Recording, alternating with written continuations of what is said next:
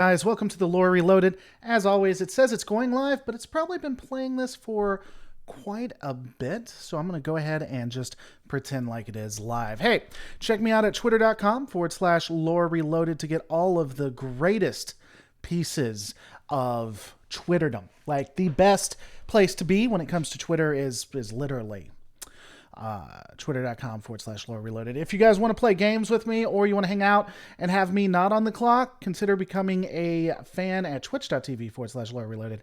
Have a lot of fun there. I need to hook up with other Twitch streamers and, do some like collabs that way. I think that would be a lot of fun. I don't know. Let me know your guys' thoughts. But the reason we are here is to address a couple of ideas and a couple of things that have been coming up. Now, for those who watch the channel regularly, you'd know that the last two videos I did was on Red Letter Media and a response to a video they did. I actually like Red Letter Media, but our society, of course, means that I have to absolutely hate them if I do a response disagreeing with them, apparently.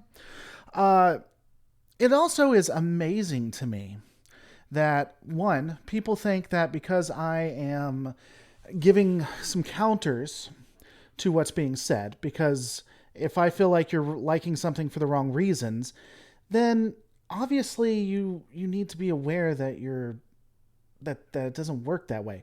It's not a good thing to dislike something for the wrong reasons, even if something is dislikable. So I don't love Picard if I correct people. I correct people because they're disliking something for the wrong reasons. I don't hate Picard. I'm more neutral on it. It's a different way of storytelling, and you just have to accept that it's not classical. You just have to accept that. And then the other piece to it again is that people will say, "Well, it's horrible, so we just shouldn't like it and accept everything," which goes back to the first part. It's just a horrific way of looking at it. But again, I'm neutral on Picard. I think there's good points to it and bad parts. How do I grow a beard like this? Magic. Magic is how you do it, my good friend. But the real reason we're here is to discuss how we, collectively, you and I, would write a Star Trek episode or a Star Trek series at this point. Because here's the thing. I'm a huge fan of classical Trek, or nostalgia Trek, as I call it. I think it's probably the best Trek that's out there, collectively. Now, there are good points and bad points in all of the different eras, all of the different series. But the spirit of all of those shows is what I grew up on. And so I have a natural disposition to want to enjoy that work, or to think that work was better. A lot of people will say, by the way, guys, a lot of people will say that the current style, you have to write in the current style. There's no way to do it without doing it the way that the showrunners have done it now. I disagree with that, and I'll tell you how in a second. But before I do, you guys should check out Fancy Teeth. He does wondrous videos. He puts so much effort into his videos and doesn't get the respect that's deserved. You guys really should check it out. Just let you know. Fancy Teeth's right there. You can see him. He does comic books and stuff. Marvel. It's excellent. Definitely check out his channel. The thing is, and let's remove all of the all of the drama behind the scenes. Let's just cut all of that out. There are examples of ways of doing Trek without giving up what Trek is ultimately about. I think Axanar is an example of that. I think Renegades is an example to that. And there are so many. There's going to be a... what's going on, Sandy? There's going to be a... What is it? I'm going to be breaking down a fan fiction. We'll be doing a live watching. I've gotten permission to do that in the near future. And what is it? It's not Temporal Anomaly, I don't think. No. Demons is what I think it's called. I have it saved, but I can't find it right now. I think it's called Demons.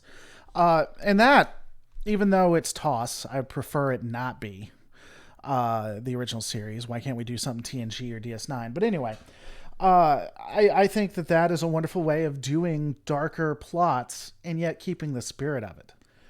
And we're going to get into how I would write it. I've already talked about this a lot, but we're going to get how I would write it in a second. The interesting thing here is I do not, as I've said, I think the original way of writing was a lot better. I don't think the new Discovery or Picard is superior to what we had before. However, people will bring up quite legitimately that you're not seeing anything different than you saw before. And that is honestly the truth of it. There was violence before. Corruption existed. Starfleet has always had racists and people who were more worried about saving the Federation than saving anyone else. People who didn't understand. So why do people have an issue with it now than they did then? I think the explanation behind that is the spirit behind the writing. And this is going to come somewhat as a backhanded compliment. But when they wrote the original series, but more when they wrote The Next Generation or Deep Space Nine or Voyager, there was always an attempt to write it with a certain spirit and with the attempt to keep humanity at its pinnacle or challenge it, but still have the good guys be good in the background. Now, the problem is they generally did somewhat of a horrific job. And I know that's backhanded, but it's the truth. The way Starfleet is written, because they wanted to make the Admiralty the bad guys so that the captains could stand up, or they wanted to make Starfleet be in the wrong to do an arc. So again, the heroes would save the day. This created a backdrop to where we have a corrupt Admiralty or a darker theme. I pointed it out again and again. The Dominion War is a great example of this. What they were trying to do was write the Dominion as this awful, evil entity that good must stand up against. But the way they wrote it, Starfleet started that fight. Starfleet provoked the Dominion 9 ways from Sunday. There were a lot of instances where Starfleet got absolutely what it deserved. There was no reason the USS Odyssey should have went and tried to save Sisko. Sisko was, by Sisko's admission, by the admission of Starfleet, was on a Dominion planet. He was captured on a Dominion planet without permission. He is a soldier. So it would be exactly like if a captain decided to go to, a U.S. captain decided to go to some known protectorate of Russia and is all of a sudden captured there, and the U.S. decides to send a carrier group to save him. That's unreasonable. And the destruction of the USS Odyssey arguably can be considered self-defense. That's not the intent. That's why it comes off as confusing. That's why people argue about it all the time. But when you break down the actual facts of the matter, that's what happened. But again, that is an example. The intent behind the writing, the spirit behind the writing, was supposed to be heroic, was supposed to be Starfleet being the good guys. They just failed at it. Now, if you put that up against Star Trek Discovery, for sure, and Star Trek Picard generally, the spirit behind it is completely different. In Star Trek Discovery, Starfleet is written as evil. They are written as about to destroy the entirety of the Klingons. In Star Trek Picard, they're written as racist or as bigots. And it's just the spirit behind it is completely different, even if we find that the content is the same, if that makes any sense. And all of this has a purpose. So we are going to talk about how to write Picard in an original style. But we have to understand, again, it goes back to why I even did the review of Red Letter Media, which was probably a bad idea. not liking something for bad reasons is bad. It's not a good thing. If you don't like something for bad reasons, you're going to make mistakes in the future and you're going to become a sheep to people. You need to like or believe something for good reasons and dislike or not like something for good reasons. Otherwise, you are doing it completely wrong. And so that is why we need to understand where Discovery and Picard fail. Because once we've analyzed and recognized where they fail, at least for those of us who don't like disco era writing, because it is subjective. You can call it Star Trek and you can enjoy it and it can be Star Trek and that's fine. It's just subjectively you like it.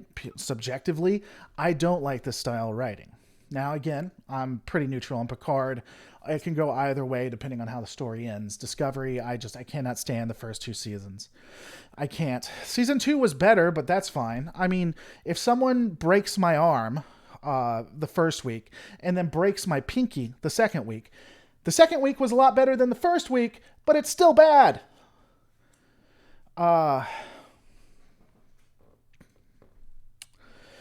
Yeah. So anyway, we're going to discuss how I would write it in original style. The problem is that Deep Space Nine and Voyager have really written you into a corner, have really created a universe where Starfleet is going to have to get knocked down. They're going to have to become evil, or to stay good, there's going to have to be a ton of conflict. There is no way to get around that. That is just how Deep Space Nine and Voyager have written the universe. You would have to ignore both to have a return to the next generation. You would absolutely have to. But before that, I wonder what you guys are talking about. By the way, I'm trying a new style where I do some dialogue, get all of my thoughts out, and then talk to you. Because that has been some feedback I've gotten. And I listen to you because I care. But I'm not going to listen for long if we have 64 people watching and only 18 likes. Don't do that to me. Don't do me like that. Because I know D-Way. I know D-Way. So Discovery and Picard go the Gundam scene writing route. Shout out to Boofire191, reviews of Seed and Seed Destiny. Boofire191 and I are actually friends. We follow each other. We've talked. I've been on his show. I haven't talked to him in months, but he's a good guy. I like him. It's fine not to like something for bad reasons. People are dumb. Using a YT channel to propagate misinformation is bad. It's not fine to like something. It's fine to not like something for bad reasons. That's absolutely incorrect. You should like or dislike things for legitimate reasons, not bad ones. I saw Rick Berman tweeted back in February how people were enjoying Star Trek Picard and the usual suspects were up to telling him their feelings on the matter. Well, I mean, their freedom of speech allows them to. Why they like them, I might disagree with. Why should I Google it? It sounds like an anime cartoon. Gundam Seed is an anime cartoon. They are anime. They are. It's a good show. Some of it is good, not all of it. Do I really know? I know D-Way. You should ask Showrunner. I've told him I know D-Way. I have to say, I don't always agree with you, but got to respect the fact you say liking or not liking is subjective. Shout out to Cedric Taylor. For those of you who don't know, I keep all of the lights running and take care of 2 kids, one of which who has the flu, which is why you're not getting an uploaded video, and I'm doing a live stream, by viewers and supporters like you. Thank you so much. Cedric, let me know where you want to go, you want that to go. For those who don't know, you can actually fund projects that I'll do for you. You can go to lorereloaded.com to see the current ones, or if you want a new one to come by. I think Picard becoming an admiral was a questionable decision. As Kirk put in Generations, don't let them promote you, don't let them transfer you, don't let them do anything to take you off the bridge. Hey, buddy, first time to catch a video of yours since major surgery. Oh, I hope you're feeling better, Otaka. That's why I did this live stream, though, because I knew you were going to be here. They saved the Klingons when Praxis exploded. Why the Romulans doesn't make sense. So let's talk about that for a second before we get into it. Because here's the thing. When you break down the plot by itself, I think that you could write it in a way that makes sense. I don't see. A lot of people say that they don't like the Picard writing, but I think that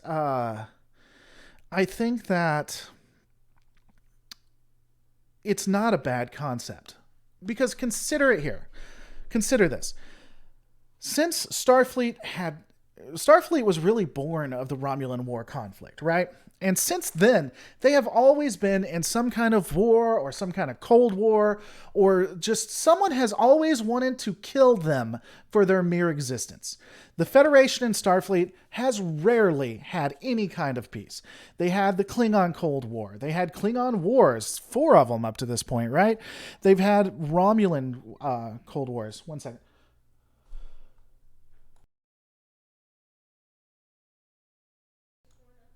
Okay. They've had Romulan Wars. Give me a second. Hey, I'm live, baby. Come up here. It's fine. Come here. Oh, I'm sorry. Do you want me to come down to you? You need to be resting, Chico. Have a hug. Sorry you don't feel well. Do you need anything? No, I just need the hug. Okay, you got water and stuff? Alright, I'll come check on you in a little bit. Bye. You want to lay on the couch? I'm going to be talking. No. Okay. Hey. Love you. Let me know if you need anything, okay? Yeah, she doesn't feel well. Sorry, guys.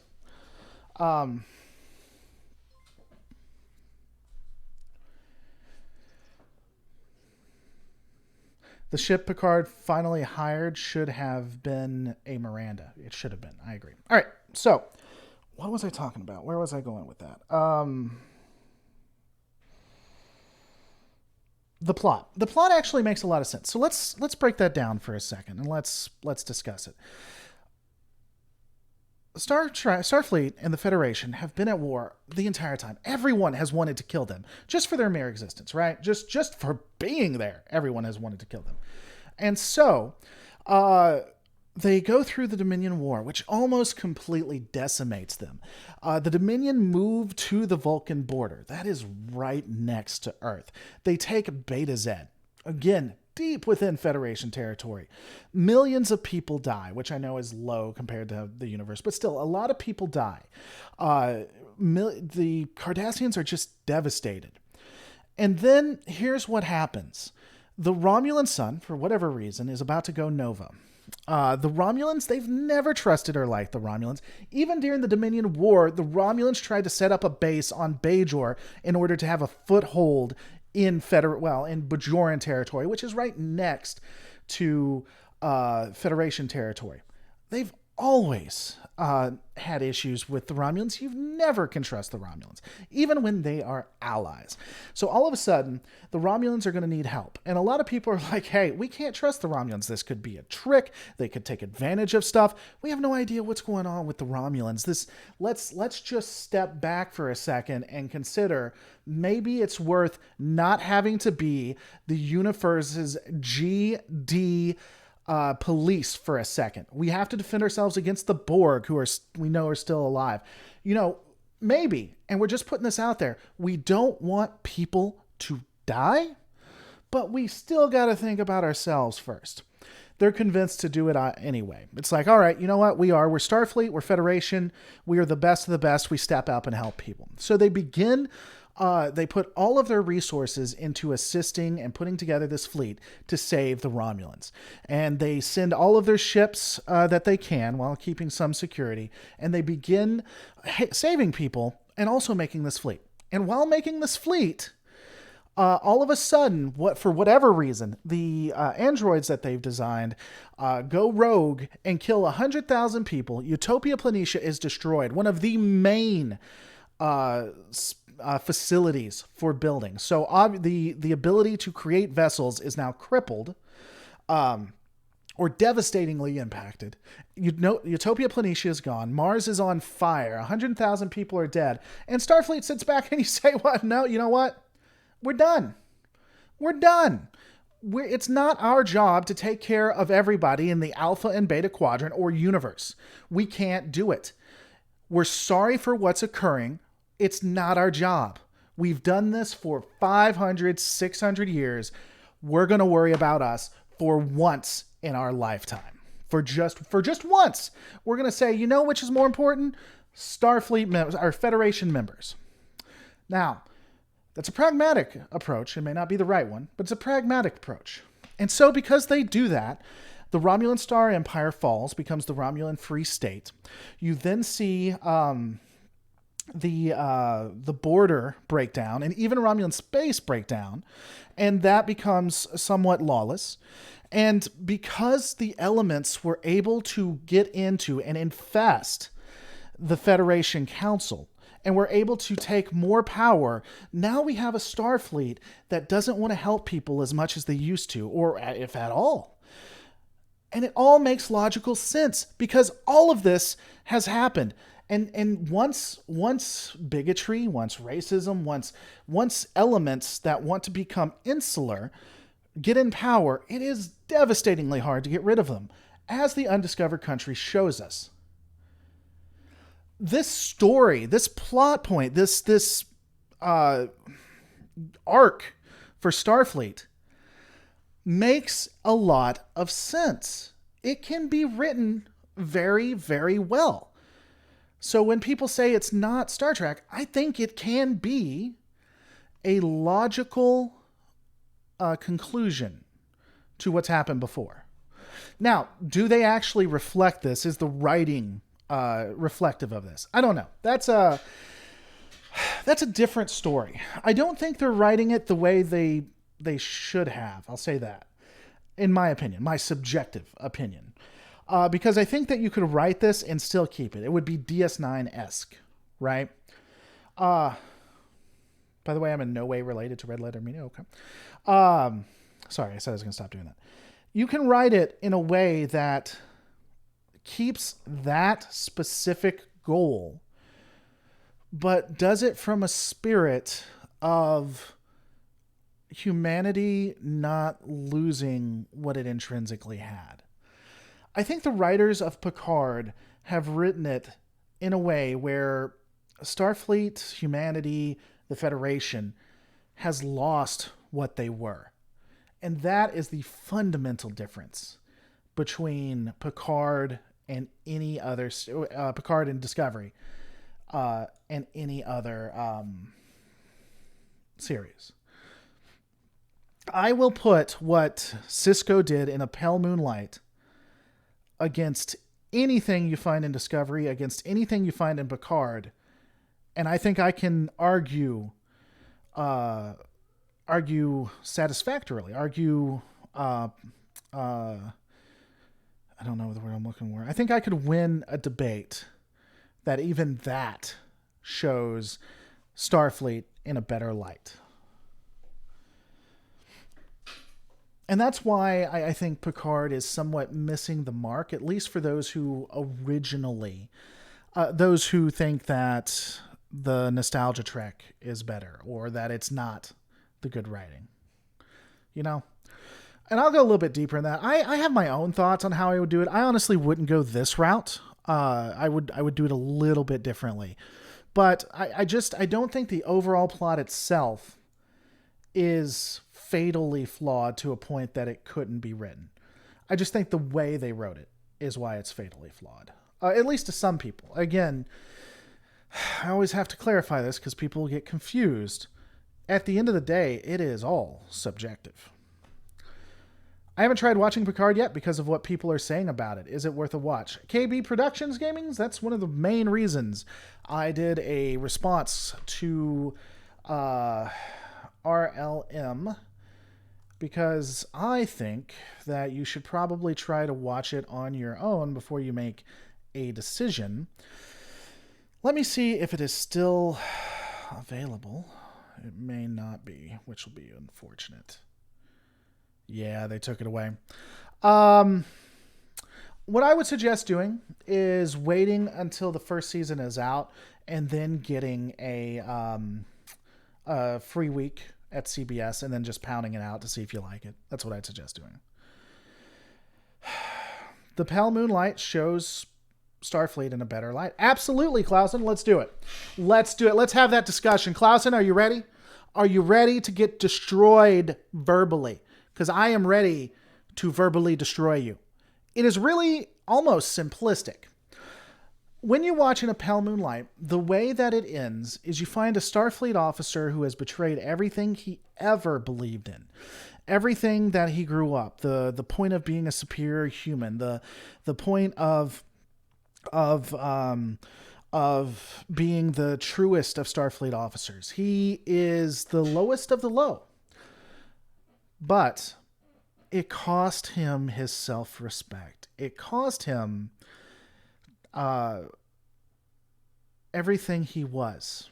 That he had to become something new. He cared about what happened. He was destroyed by it, and you could tell that. Avery Brooks does a wonderful uh, rendition, I guess, or wonderful acting of who he was. And in fact, it shows how he tried at every step to be better than he was. And I don't really think you find much of any of that in Picard.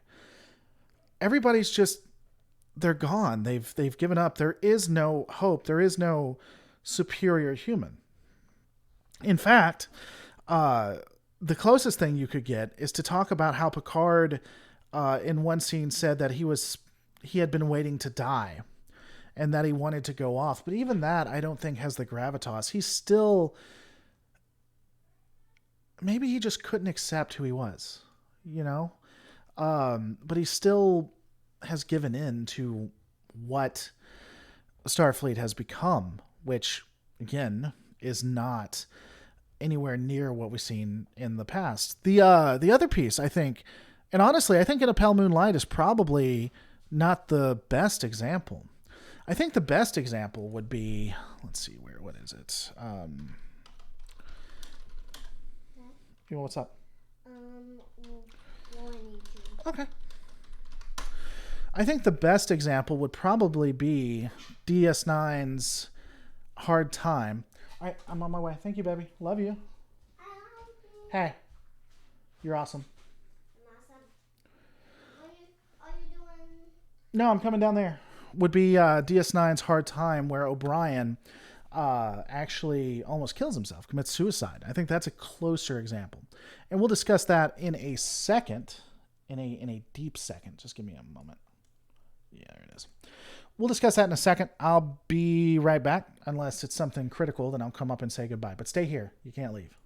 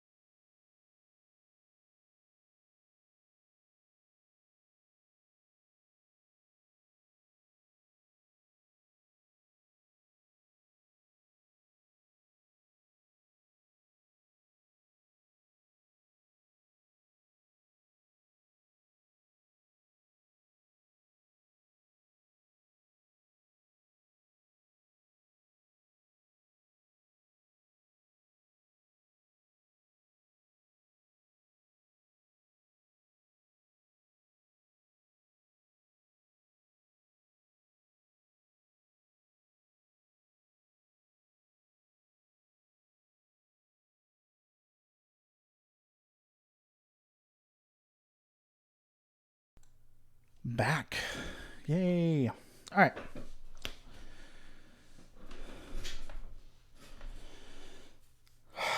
Nope, Space Monkey, it was not. Not at any point. And that would be right. Kelly, that's exactly what the issue was. But we also have her up here. She's now hanging out on the couch because that's what she wanted to do. And, yeah, so we're... as I stated, guys, let me hit that button. My eldest isn't feeling that well, so I'll have to stop from here and there. If it wasn't for the fact that I still got to make money to buy her medicine, I would... Hey, Sean. I would not be. But not a lot I can do for her at the moment anyway. I can just try to help her feel better. What were we talking about? So, if... so I guess where the closest piece to it would probably be Star Trek DS9's Hard Time, where you have O'Brien, and he's pushed to the end, and he ultimately saves himself. But even that, I think, has redemption, because again, from where it's coming from. You just don't see that in the writing of Picard or Discovery. So, a lot of people have challenged me. By the way, we had 80 to 90 people watching, and we don't know what's up with that. And only 39 likes. Hit that like button. Don't be scared of it. Don't be scared. A lot of people have challenged and asked how I would have done it. Again, if I was writing this, it would be more in the style of Axanar, be more in the style of Renegades, even though it's a little darker. The way it was written would be hopeful, right? Duality helping out the channel. Thank you so much for your support. Definitely appreciate it. It's the way I keep the lights on. But I don't think I would have gone the Romulan route, honestly. I don't think that I would have had it with the destruction of the Romulan Star Empire necessarily. Now, the one thing they would suggest, the one thing we have to do is we do need to keep all of canon there, continuity to the best of our degree, right? So if I'm writing this, whether I liked it or not, the supernova, the Hobus events, whatever we want to call it, that happened like in the prime timeline in continuity. And so that has to still occur if we're going to keep it. That's one of the massive things. I mean, what this isn't TNG season 1. We can't just have a major thing happen and then ignore it 2 episodes later. We actually care about what's going on, right? And so if I was going to do it that way, I would have to keep that in. But what I would probably do is have a ship. I would have I would create a ship that would basically, it would be a battleship. Most of Starfleet in my rewrite, if I was to do Star Trek Picard, would be a battle fleet. Sovereigns, Akuras, Steamrunners, Defiance. I would also have it on a Starfleet vessel, probably. I know they were trying something new, and I don't hate trying something new, but I honestly, for me, I would have it on a Starfleet vessel. And Picard wouldn't be an admiral. Wouldn't be an admiral. Am I having a brain aneurysm? Wouldn't be an admiral. I was trying to say admirable for some reason. Would not be an admiral, but would be a diplomat. And so, with him as a diplomat or an ambassador, I would then explore Starfleet after the Dominion War. Even if we pushed it 50 years out. Because I think 50 years later, you'd still see impacts, right? And we could use the Hobus event as a way of pushing it forward, pushing the plot, but it wouldn't be the focus. Ultimately, it would come down to this, because I do believe this is the truth. After the Dominion, so when the Dominion War hit, when the Dominion War was in full effect, Starfleet became a military. I don't think you can get around that. they became a power of which no one really would want to fight. And they also became aggressive to a degree. And so you have captains, and remember, during most of the Dominion War, they were losing, and they were losing big time. So the first captains you had in the war, the original captains, the original crews, the explorers, most of them are dead. Most of the original aspects of Starfleet gone. And so these new battle-hardened Starfleet officers who joined and were in a military mindset are now the bulk of Starfleet. And so it would be around what is the soul of Starfleet and what should happen to the Federation. Is Starfleet a military, or are they a science division? Are they an exploratory organization? That would be all of Star Trek Picard. And it would end with an answer. There would be an answer to that. And perhaps, instead of starting at the end of what happened to Romulus, we start at the beginning. And so, when the first episode would probably start with the destruction of Mars.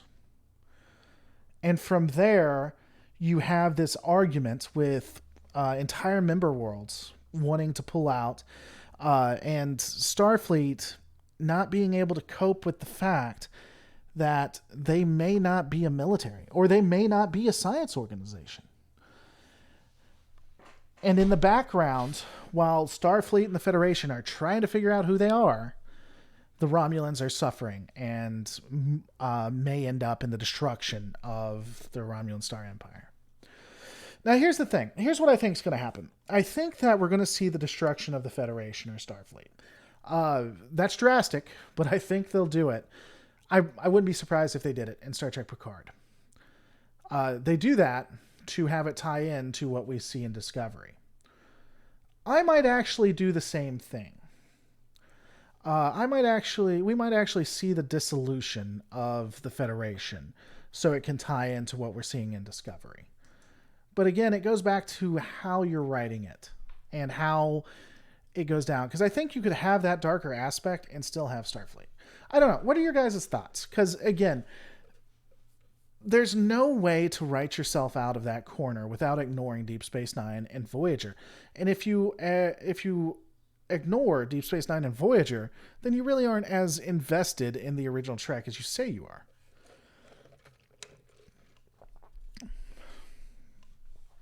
Dragon Force saying, you talk about saving the soul of Starfleet and the Federation. Correct. That would be the discussion. I like that idea. Starfleet has always gone through phases in terms of its identity. I agree with that. Where are the Remans? We don't see the Remans, but we do know they have a presence. I don't want to see the Federation fail. Here's the thing, though. Even if you didn't want to see the Federation fail, you would have to see the Federation falter quite a bit after the Dominion. It's unrealistic in any other way.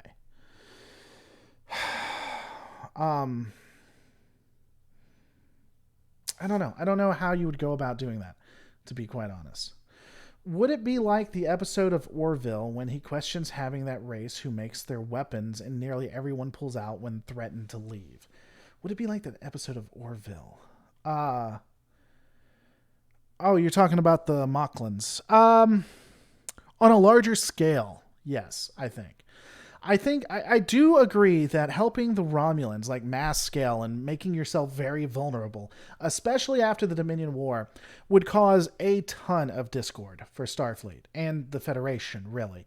For them just to instantly want to do it would not be... It's definitely TNG. It's definitely what TNG Starfleet would do, but Deep Space Nine, Voyager Starfleet, absolutely not. TOS Starfleet, the only Starfleet that would do this really stupid idea when you break it down is the Next Generation, which is interesting to me. So there's another piece to it, and I guess we're kind of going back a little bit. I don't think people realize how dark or how militaristic Starfleet always was. Everyone, for some reason, assumes the Next Generation seasons what 1 through 2, and then really seasons 1 through 5.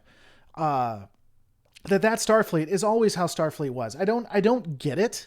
The original series Starfleet was a military. They were. The Deep Space Nine, they talked about being explorers, but there were aspects of militarism. What little we see of Starfleet has a militaristic style to it, and Voyager, Enterprise, all of them had militaries and tried to kill each other. And then moving into the Disco era, they gave lip service to it, but really Discovery had a lot of military aspects to it as well.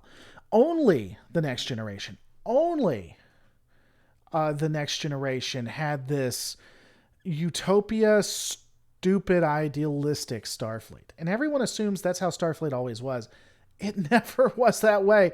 Not how many series? 1, 2, 3, 4, 5, 6, including Discovery and Picard, makes it 7. Out of 7 series, one of them had a really simplistic, stupid view. And so I don't understand why people do that. Talk to you later, Armicdud. I really don't. Imagine the Dominion reaction to the Federation abolishing all its borders and defenses. Yeah, that'd be intriguing. Could argue the state of the Federation post-Dominion War would be a bit like Britain post-1945, victorious, but with a sense of being defeated. Maybe. Or very militaristic and very colonial, I guess I want to say. I don't know. I don't want Berman back. I think Berman made a lot of mistakes. I think Berman held a lot of things back. Deep Space Nine would not be near what it was if Berman had not moved his focus away from it. I don't think Rick Berman should be in charge of Star Trek. I don't think it's a step up from who we have now. I think that is a grave misstep, honestly. But I don't know who I would want in charge at the moment. Anyone I liked, I think, is either dead or is drastically old for who I would like to take over. No golden age lasts forever. The golden age of exploration for the Federation ended either when the Romulans reemerged or Borg first contact. I'd say Borg first contact, really. Yeah. Ganji, my lighting sucks. Well, that's really cool. I don't really care what you think about that. I guess my lighting sucks. I really didn't try to set it up. Yeah, I'll agree. That's some bad lighting there. We have at the top, what is that? It's a main light. That's just a regular light too. Coming down, and then it makes it really grainy. I did not use 3-point lighting at all. Though I have a sick kid. So thanks for pointing that out, Ganji. I appreciate that. One day you may feel the love of a woman, and that'll change your entire way of looking at things. But until you hit puberty, buddy, appreciate you giving me the feedback. Hey, how about Star Trek Discovery? It makes a Back to the Future time travel, and Michael Burnham saves the Federation in a crossover with Picard. I could see them doing that. That would be drastically stupid. I hope they don't. No, I don't think CBS will do anything. I don't think CBS would ever put me in charge. Ira Stephen Bear is an interesting idea. Ronald D. Moore. Yeah, I think Ronald D. Moore would do good. I don't know how I feel about Ira Bear, I'll be honest with you. I'm trying to think. What's up, Darren Wagner? Hope you're doing well. I really like Ira Bear. I think he did excellent work on Deep Space Nine, and I think he's a very talented writer and showrunner. But my major concerns, I have a couple of concerns. First off, I really didn't like his season 8 pitch. It really worried me about where he would take Star Trek if he was in charge. The ending that he wanted would have destroyed all of Trek for me. If he had ended Deep Space Nine the way he wanted to, I probably wouldn't have a Star Trek channel. It's that bad. I would probably never have watched Star Trek again. the way he wanted to end Deep Space Nine. He wanted to end Deep Space Nine as Benny, who had been the producer of the show. And the ending of the show was literally Benny saying cut and showing that Deep Space Nine was all just a show. In universe, it had all been a show. It wasn't real. There wasn't anything about it. In universe, it was all just a Hollywood show. That is worse than any ending or finale we've ever seen. And Berman actually saved Deep Space Nine. He did not let Ira do that. And when Berman challenged him, he said, what about all the other shows? What about the universe? We can't really do this. Ira's response, as far as what I read and what I saw on television, was, who cares?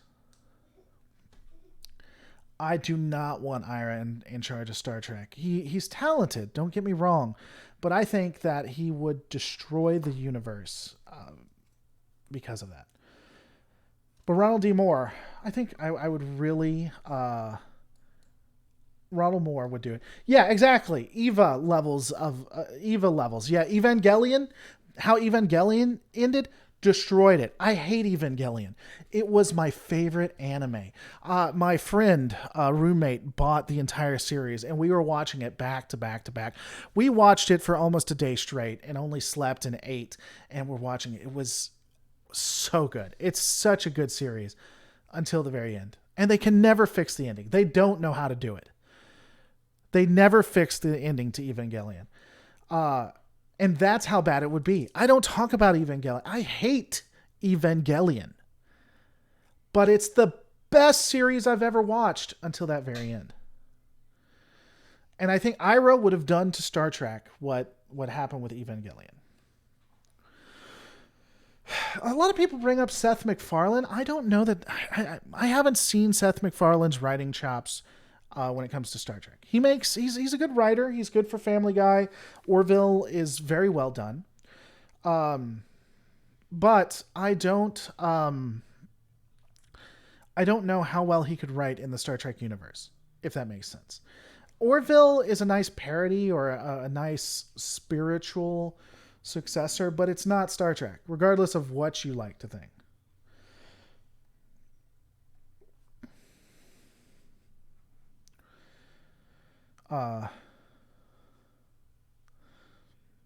So I honestly don't know. I'm not against Seth MacFarlane, but I'd have to see how he would write some stuff before I'd be okay. Again, I mean, I know everyone, we're having a discussion and you guys are interested, but most of the world probably doesn't care who I'd put in charge, but that's my opinion. The end of Evangelion, I believe I watched that. I'd have to rewatch it. It depends on how they ended it. If they at any point use real life footage, then absolutely not. If they don't explain where the angels, I think that's what they're called, the angels come from. If they don't explain anything like that, then Evangelion is horrible. I hate it. I loved it so much. I was personally betrayed when I watched the finale. I felt personally betrayed.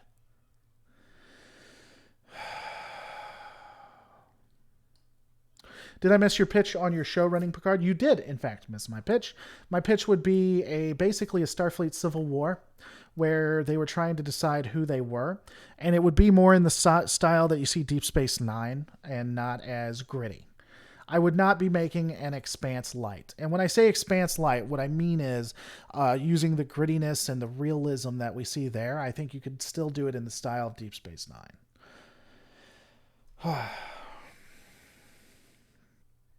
Really, these current writers are just not right regardless. They're not terrible time around, but I don't think they understand Star Trek.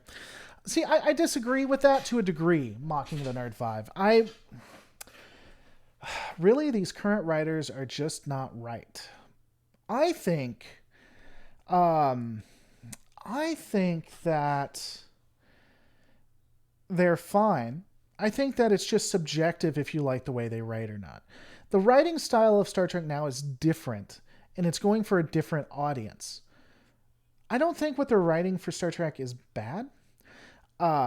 I think you can subjectively like or not like it, but I don't know that Picard is insulting. I think Discovery, in every way, is insulting. Picard, I don't think so. I just don't. Do you think they're going to kill Picard at the end of the series? And if you were writing it, would you? I would not kill Picard off, but I would have a. See, here's my thing. Picard. How old is Sir Patrick Stewart? So this is dark, but it's true. Sir Patrick Stewart. Sir Patrick Stewart is age 79 years old. Ooh, what's his wife?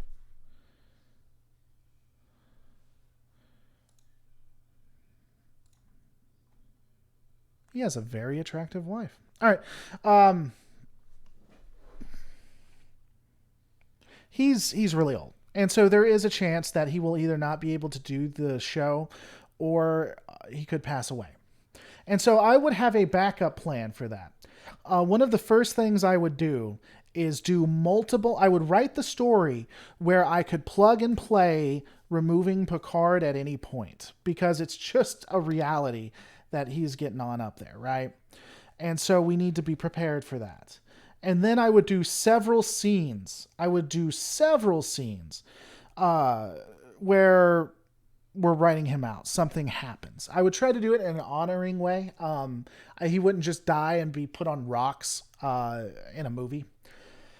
Uh, and I would write each season where that season, it could end with that season. However, I would assume the best and not write him out of it at all. I would try to keep him in. And the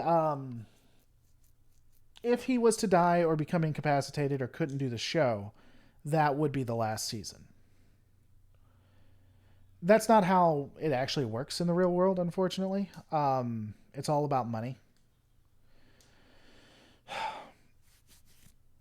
My dad's 80 and he looks better than Stewart. I don't, Patrick Stewart, I think he looks the way he looks for his age. I do think he is declining. One of the things about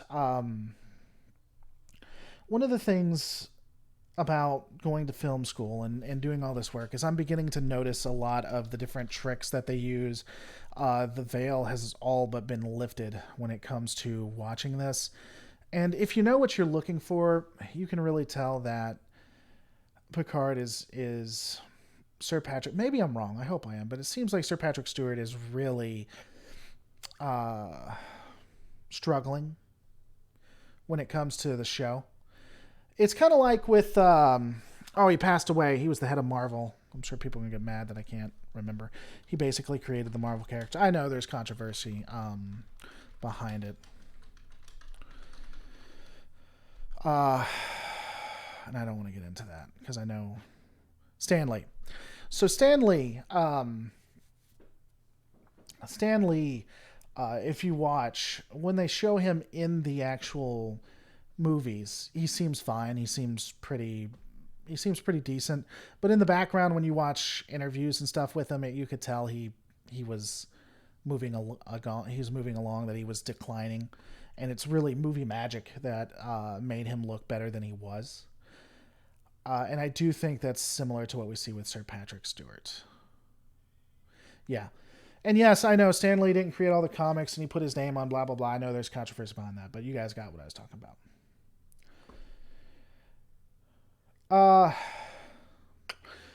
So the cats generally, if one of my little ones doesn't feel well, the cats generally hang out with them, and that's where most of them are. They generally sit. They do purr therapy, which apparently is an actual thing. They actually will lay next to her and just purr, whichever one's not feeling well. Try to make them feel better. They don't generally hang out with me when I have a little one who feels bad. I don't hate Frakes. I don't think he's the best director in the world. I don't, Jonathan Frakes. I actually met him. He's a nice guy. He's pretty cool, but he I don't see anything crazy special about the way he directs. So the emphasis on that is just it's alumni, though they do that all the time. Makes me wonder if he wasn't acting that much when he last played as Professor X. I don't know. Patrick Stewart is playing a 90-year-old dude with brain issues. Okay, I'm not sure what that has to do with anything because that's not at all impactful to what I was talking about.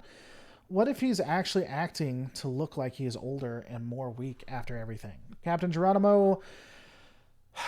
So the thing is, it's not based on just watching the way he's acting. You can tell through the way of cuts and behind the scenes. So it's not like I just watched one scene and been like, oh, he's obviously fun. No.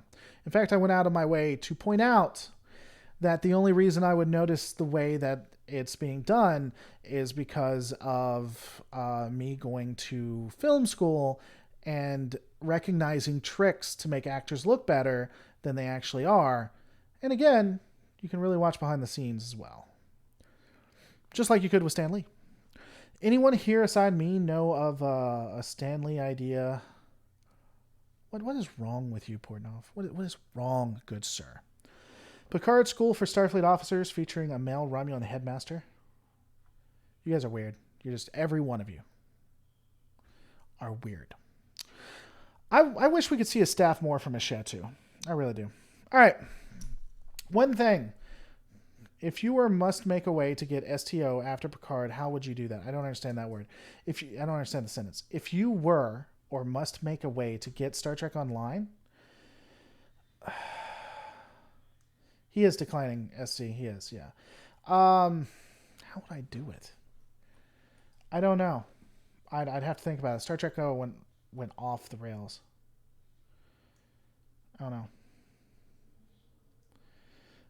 I mean, there's multiple tricks that you can do. Generally, it involves utilizing multiple cameras with angles. The takes themselves can be cut in a way that shows the actor or actress very minimally while making it seem or feel like they're there for a lot longer than they are. Things of that nature. I know some people might not like these new Star Trek series. I just hate these constant insults and wanting someone fired for no reason. Yeah, RGD, that's one of the reasons I did the RLM response. If you're not going to like something, that's fine, but like it for reasons that aren't. You know what, guys? I'm not going to argue with this. You're absolutely right. Sir Patrick Stewart is basically a 20-year-old. He can do anything, do all kinds of jumps. In fact, when they throw him over the table, they actually threw him over the table. Little known fact, Sir Patrick Stewart is so young and invincible that he will often jump in front of buses just so that he can fly across the world. And it's interesting because what happens is he'll jump in front of a bus, get hit, and then be able to circle the world like 5 times. Also, 9/11 was an inside job. The coronavirus doesn't actually exist. It's just a way for flat earthers, not flat earthers, I'm sorry. It's just a way for people who are trying to deny that the earth is actually flat, trying to make it so that the world is actually round. Okay, are you guys happy? Did I get all of your good points out? I lumped all of you together so you can all live in the same conspiracy world that exists. Okay, so he's perfectly fine. In fact, the man, every pregnancy, this is fact. This is science fact. Every pregnancy that existed today was Picard. Every person who was born from today going forward forever and all in time will be a descendant of Sir Patrick Stewart because he is that virile. After he gets hit by a bus, he literally impregnated on Tuesday, March 3rd, 2020, every woman. Okay? So there it is. And I will agree with you, SC. Me being hyperbolic is when people just say such stupid things that I can't deal with it anymore. I agree. That's where I go.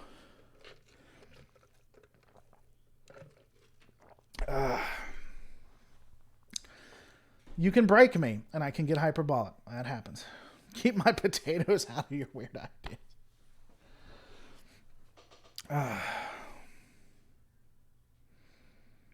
Let's talk about that for a second, Red Letter. It was not believable that a feeble old man survived being knocked down. So, here's the thing. So, taking it out of the real world, in universe, Picard at his age could still probably take a hit like that. I really believe, because humans are generally pretty stout in Star Trek universe. They can take a lot of damage. Even older men and women can take a lot of damage. So when he was next to that explosion, I think it would hurt him. It should probably have put him in a hospital. Kill him? I don't necessarily know. I think it's not out of, I don't think it breaks in universe continuity for him to have survived that.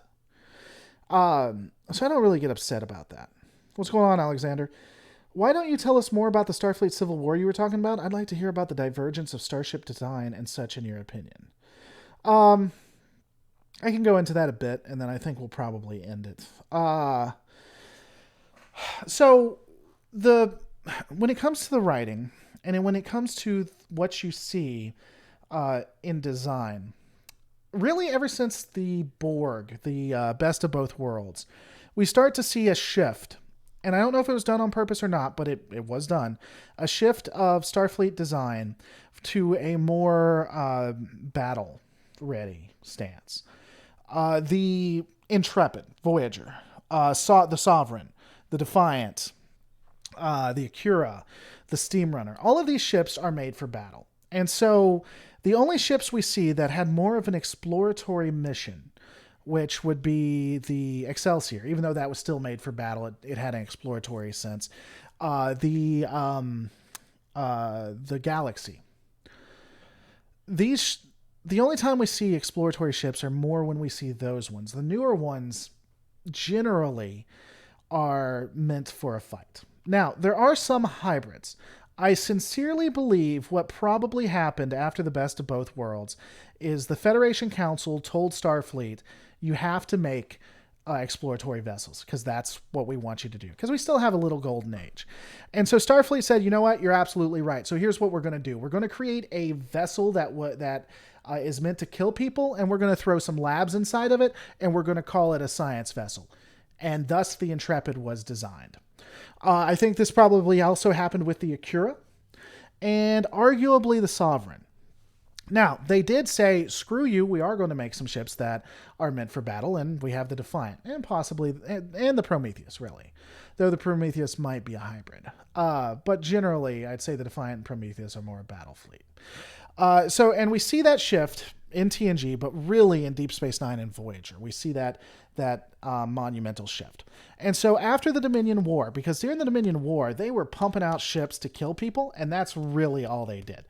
That is the writing.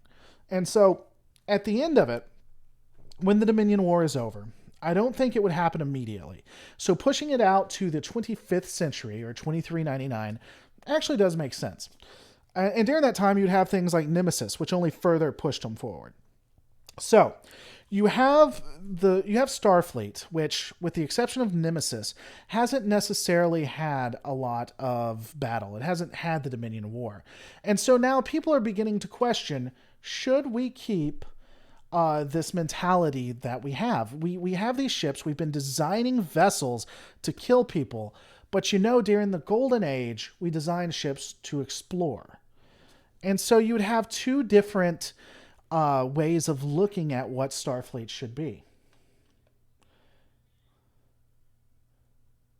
Thank you so much. Off topic, sorry. Can I or how would I join you on Star Trek Online? Alexander, I'm not going to go into that here. I don't necessarily have a huge Star Trek Online presence anymore because of things that have happened. But if you'll send me an email to james@lorereloaded.com, if I'm on, I'll send you my stuff. Generally, I go online to do breakdowns, but if you want to do something online, we can.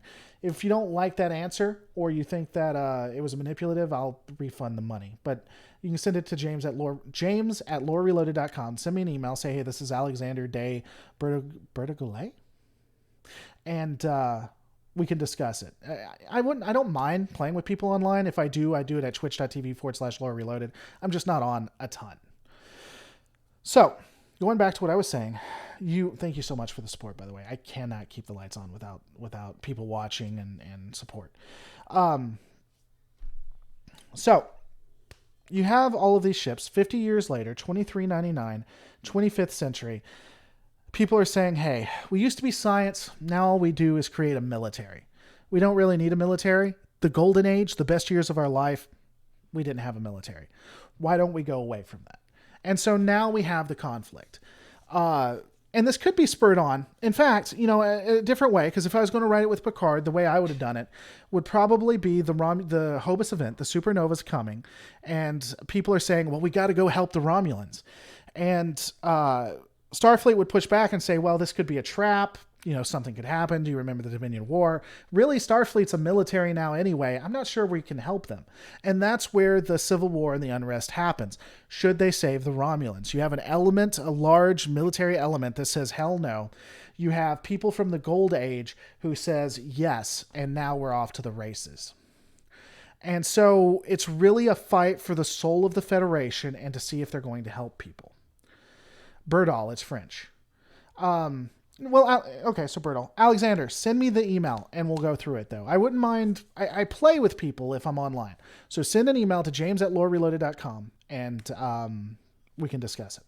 Now, if I'm writing it, I guess it depends on how they decide to end Picard, because I'm not privy to that, at least that I can admit. So if I was going to end it, and I had to end it with the dissolution of the Federation, I would probably have the Civil War occur, and then ultimately it ends, and the only way to help and save everyone is for the Federation to fracture, and for the Klingons, some of the Federation to join the Klingons, some to join the Romulans, and it becomes more well, no, I wouldn't do it that way.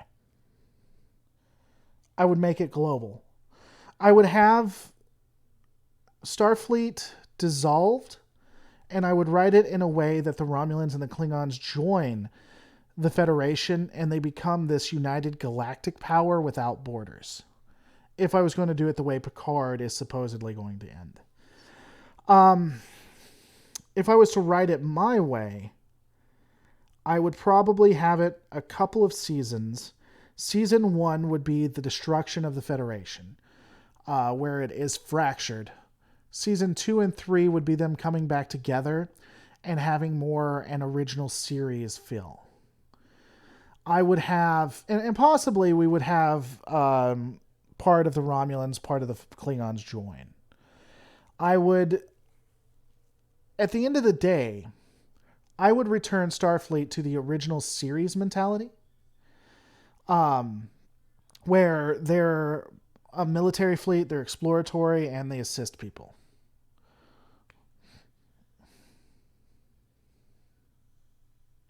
That's how I would do it. That is in essence the alliance from Star Trek Online. Okay, well, I mean that's how I would do it.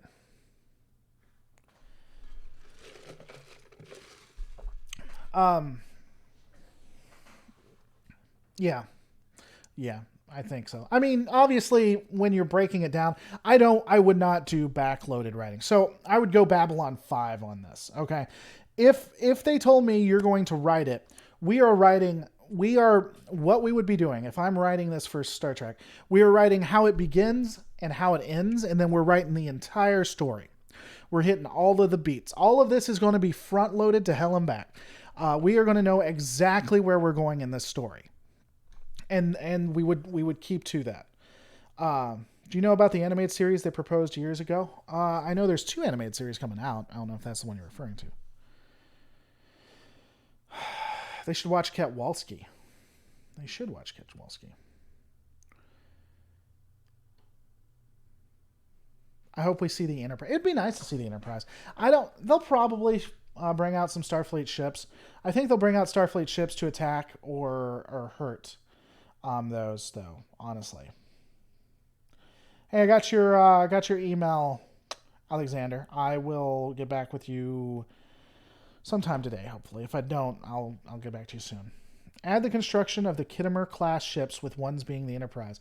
Here's an interesting thing, and it's never put in there, but there was always the intent to have Starfleet help the Klingons make their ships. If you noticed, Klingon design went from the Vorcha to the Negvar look extremely extremely similar to what we see with Starfleet design. That was done on purpose. The original intention that they had was to have Starfleet engineers be the ones making ships for the Klingons because there was an alliance there. That was always the way that it was supposed to be. They just never canonized it via dialogue or anything like that. But it makes sense, and you could still argue that the Klingons took the example given to them. Ketwalski hates being a side piece. Ketwalski is my side piece. I'm actually going to go see Ketwalski in the near future. At the end of this month, I'm going to be visiting Ketwalski. I'm looking forward to it.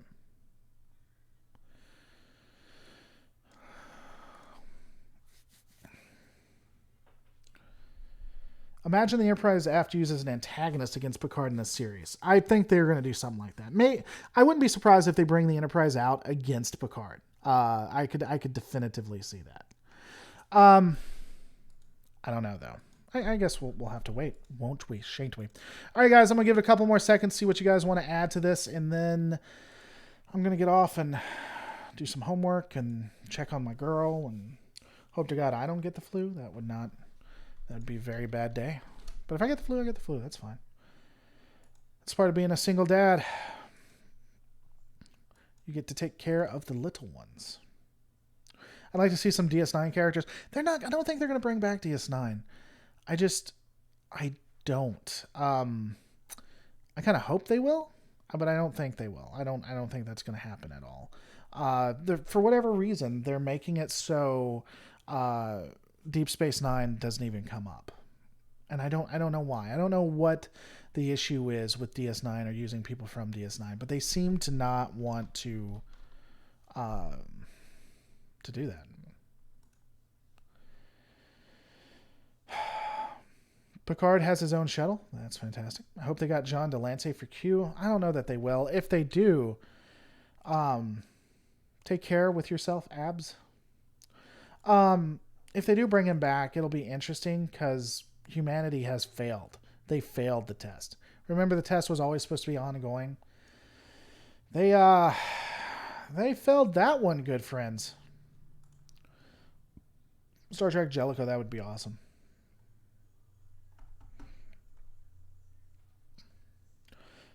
All right, guys, don't forget to rate, comment, and subscribe, and I will see you on the next Lore Reloaded.